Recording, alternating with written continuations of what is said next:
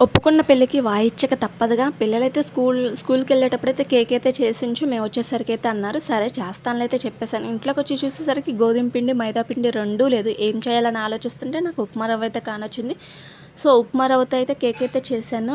చాలా బాగా కుదిరింది. నిజంగా నేను రాదేమో, వేస్ట్ అయిద్దేమో అనుకున్నాను.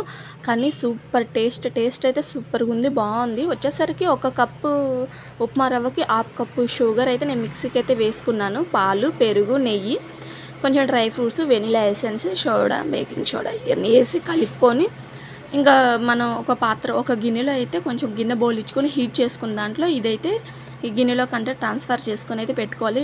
ఒక 25 మినిట్స్ ఉంచితే చాలు, కుక్ అయిపోయిద్ది. నేనసలు రాదు, ఏమో చెడిపోయిద్దేమో అనుకున్నాను. చూసేసరికి నేనే ఆశ్చర్యపోయాను. బాగా కుదిరింది. సో, టేస్ట్ కూడా సూపరుంది. మా పిల్లలు ఎంత సంతోషపడ్డారో. వీడియో గనక నచ్చితే లైక్ చేయండి అండ్ సబ్స్క్రైబ్ చేసుకోండబ్బా.